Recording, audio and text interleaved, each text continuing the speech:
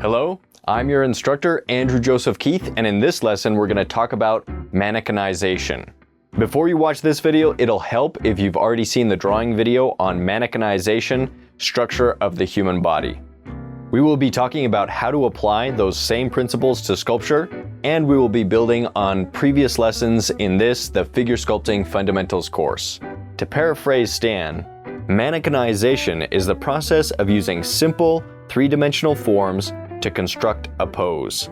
In the drawing courses, Stan addresses the body very three-dimensionally, even while working in 2D. This helps when drawing the figure to help it have a sense of mass, weight, and perspective. Almost all the principles taught in the drawing lessons can be applied to sculpture. The principles of gesture, form, simplification, and balance are just as important when working in the round. Mannequinization is no exception, and it is a great exercise for draftsmen as well as sculptors. In drawing, mannequinization is important because it helps add depth and volume that would be much more difficult to achieve if we only focus on the outline of the figure.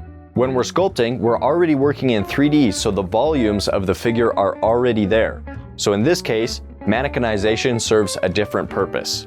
It becomes less about getting the feeling of volume and more about capturing the primary forms using clearly defined planes. Being able to temporarily ignore the surface details and focus on the primary forms that make up the figure is a valuable skill. If you watched the lesson on the most common sculpting mistakes for beginners, you might remember that one of the mistakes is starting on the details before the underlying forms are correct. This exercise in abstraction and simplification will help us focus on the most important parts first.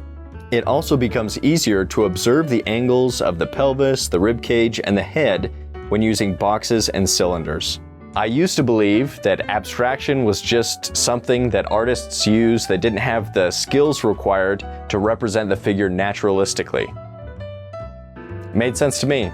I've since realized that it's actually really difficult to abstract the figure successfully. If we're unable to simplify the complex geometric forms of the figure, it actually becomes really difficult to sculpt naturalistically because our sculptures will tend to lack structure.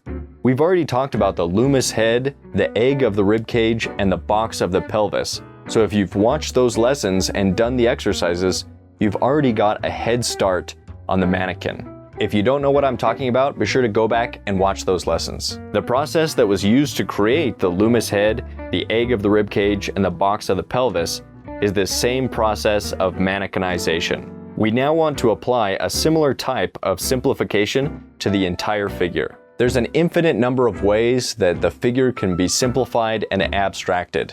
As a great artist once said, "Mannequinization is just a tool. You are the artist and you decide how you want to use it." Stan's mannequin consists of boxy shapes for bony features like the pelvis, the knee joint, the wrist, and shoulders, as well as the feet. Then it uses cylindrical shapes for rounded features like the rib cage, which is basically an egg shape that tapers towards the top and has a boxy bottom to indicate the 10th rib. The upper arm and the beginning of the forearm are cylindrical, and then the forearm transitions into a more box-like shape towards the wrist. A cylinder for the neck. The lummus head is a little bit more complicated, but it's basically a ball for the cranium and a box shape for the facial mass. A plane for the face, a plane for the bottom of the jaw, and planes on either side of the face that follow a rhythm from the bottom of the chin to above where the ears would be. Just as Stan mentioned in the mannequinization lesson, we're not looking for actual plane changes on the surface of the body. They're not there. The body is more organic with rounded and soft forms. So we have to learn to take organic forms and transform them into geometric forms, where you can focus on large planes of the figure like the front and back plane of the torso. These geometric forms help us focus more on the planes that make up the primary forms of the figure. Remember that the shapes you choose to represent parts of the body may change depending on the pose and depending on whether the person you're sculpting is a man or a woman. Men might tend to be more boxy with sharper edges, while women often have features that are more soft and rounded that may be described better using cylinders. As you're sculpting these cylinders and boxes, Think about how they differ from your average cylinder or box shape. For example, the lower leg could be simplified into a cylinder, but it isn't the same width all the way down. The widest point is about 2/3 of the way up the leg, and it tapers towards the ankle. Think about things like the upside down bowling pin shape mentioned in the lesson on how to draw calf muscles. Sometimes you may want to be more precise with some of the features. For example, you may want to break up the upper leg into 2 cylinders, a larger cylinder for the mass of the leg, and a smaller cylinder for the mass that makes up the muscles of the inner thigh. You can also curve the cylinders to better capture the gesture, like the leg from the side view, for instance. I like to think of these boxes and cylinders as if they were made of rubber or jello, so that they can bend and twist. By paying attention to the thick and thin areas as well as the gesture of the figure, our mannequin will feel much more alive.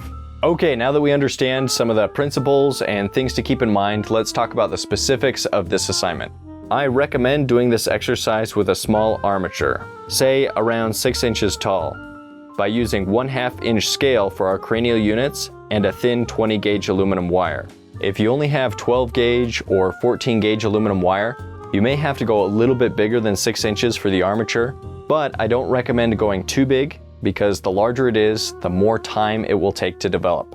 I could easily spend 20+ hours on a mannequinization study, 18 inches tall, but most of you probably won't want to devote that much time to this, so doing it a little bit smaller will save time and save material. When sculpting small, it may be difficult to get the planes and surfaces perfectly smooth, but don't worry about that too much. This exercise doesn't have to turn into a finished sculpture. It could be more like a page in your sketchbook that helps you develop a different way of observing and representing the figure.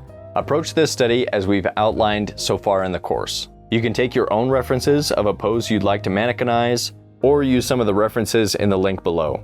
So we're going to build a small wire armature using the technique in the lesson on building a wire armature for sculpture. Then we're going to capture the gesture with the armature, cover it with a thin layer of clay, start to build a skinny version of the mannequin with the loomis head, the egg of the rib cage, and the box of the pelvis, then connect those forms using boxes and cylinders or a combination of the two. Don't forget to think about some of the common sculpting mistakes that we went over in the last lesson. Once you've got the mass and the plane changes, take some time to clean up the study with your tools. And there you have it. If you find that you really enjoy this exercise, feel free to do it again on a larger scale, or taking a specific part of the body like a torso and trying to mannequinize that. The portrait sculpting course has a lesson on sculpting the simplified head, which you might find useful, so check it out. This exercise can be time-consuming and frustrating at times, so don't be afraid to take breaks and go work on other things and then come back to this exercise. Don't stress. When in doubt, use your best judgment and try to have fun with it. While developing my own style of abstraction that I use a lot in my stone sculptures, I found that I would often have to sculpt the figure more realistically in clay and then study the anatomy and the pose to pull out some interesting planes and forms to make a successful abstraction.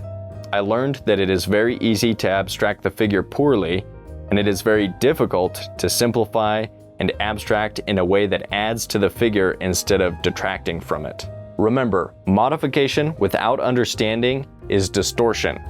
Modification with understanding is elevation. In the premium course, I'm going to dive deeper into the purpose and possibilities of figurative abstraction and how it can help you develop your own style as an artist. Plus, there's that warm, fuzzy feeling of knowing that you're helping support everything we do here at Proco, so please check it out at proco.com/sculpture. See you in the next lesson.